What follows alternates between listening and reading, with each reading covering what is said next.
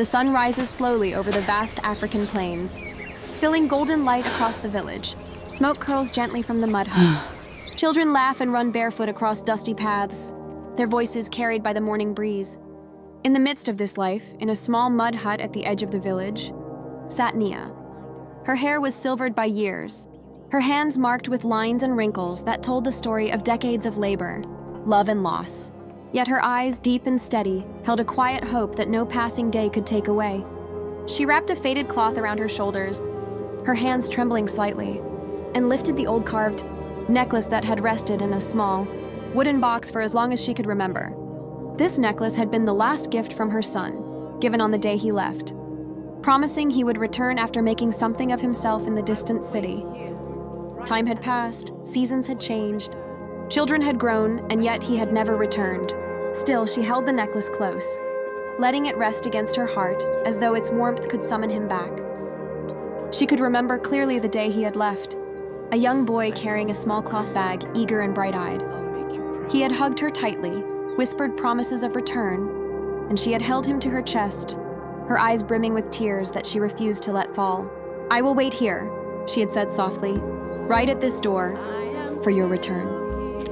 She had believed him then with every fiber of her being, and she believed still decades later. The village around her moved on. Women carried water, swept the dusty yards, tended to small animals, and children's laughter filled the air. But Nia moved slower than anyone, cane in hand, her gaze lingering on the horizon, as though watching for a shadow she had longed to see for years. The world did not wait for her, yet she remained steadfast, patient, unyielding, a quiet sentinel of hope. In the evenings, children gathered beneath the large tree in the village center to listen to her stories. One little girl, Aisha, no older than 7, always sat closest, her wide eyes fixed on Nia, absorbing not just words but emotions, not just tales but lessons of patience, love, and the endurance of the human heart. Today's story, Nia would begin softly, is about a mother who never lost hope, even when the world seemed to forget her. And then she wove her tales, painting images of birds flying far from home, mothers watching the skies, waiting for their return, and the silent courage of those who love without expectation. All the children laughed, clapped, and gasped at the adventures. But Aisha listened differently. She listened with her heart. She understood, in a way only a child could, the weight of a love that does not fade, the strength it takes to wait, the pain and beauty of longing that never finds closure. The evenings were Nia's favorite time, though they also reminded her of loneliness. When the sun dipped behind the hills and the village fell quiet, time has a way of folding in on itself, carrying us backward even as we move forward. For Nia, the quiet nights beneath, the great tree with Aisha at her side were often filled with memories, vivid and alive, as if the past were a separate room she could enter at any moment. She remembered the laughter of her own childhood, the smell of earth after the rain, the songs her mother hummed while preparing meals, the warmth of her father's hands guiding her small ones along the village paths. Youth had seemed infinite then, each day stretching wide with possibility, each evening promising stories yet to be written. She had grown up learning to love, learning to care, learning the gentle strength required to navigate the world. Her first love had come quietly, like a soft breeze that brushes the skin, gentle and warm, leaving a mark unseen but deeply felt. She had been young, radiant, her hair like silk, her eyes bright with curiosity and hope. He had come into her life with laughter in his voice and light in his eyes. Speaking of dreams larger than the village itself, they had met under the shade of the same great tree, sharing stolen moments amidst the rhythm of everyday life, talking quietly about the future while the world continued around them. Their love was simple but profound, full of unspoken promises and gentle touches, a weaving of two souls into a shared rhythm of life. They married beneath the open sky, surrounded by friends, family, and the hum of life all around, binding their lives together, with the silent understanding that love would guide them through all that was to come. Nia remembered the early days of her marriage, the struggles and triumphs, the laughter and tears.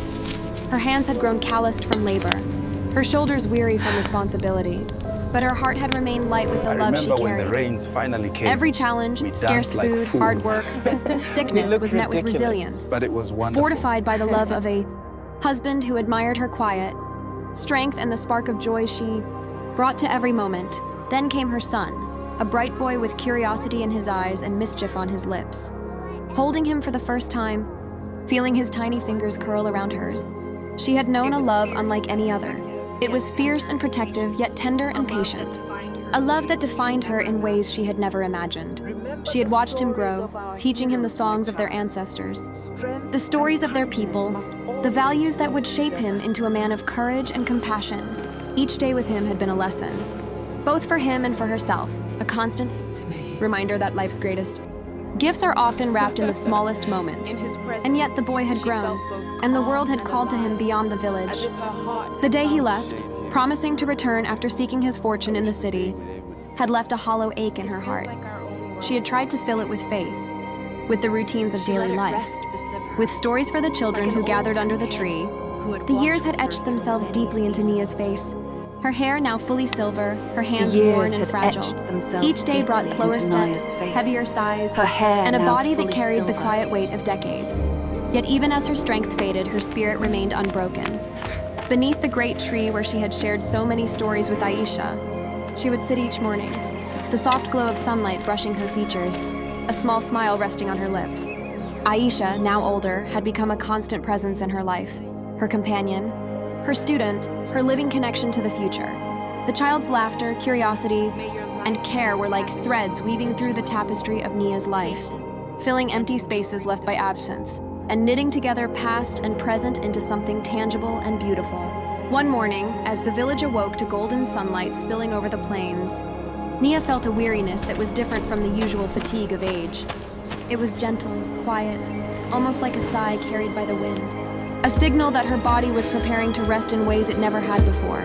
She sat beneath the tree, her hand resting on the necklace she had carried for decades, feeling its smooth beads warm beneath her touch. Aisha approached with her small basket of fruits, now confident in her steps, her eyes full of concern and affection. "Grandma Naya," she said softly, "let me help you." Naya took the child's hand and squeezed it gently, a silent acknowledgement of both gratitude and love. The bond they shared had deepened into something unbreakable, a connection that had transcended the years of waiting, the distance of absence, and the inevitability of loss. In the quiet of that morning, Nia allowed herself to reflect on the journey of her life, the joys, the sorrows, the small triumphs, and the moments of despair. She remembered her youth, the love she had shared with her husband, the birth of her son, and the countless lessons learned along the way. She remembered the years of patient waiting, the quiet hope that had never left her heart, and the gentle guidance she had given to Aisha, shaping the next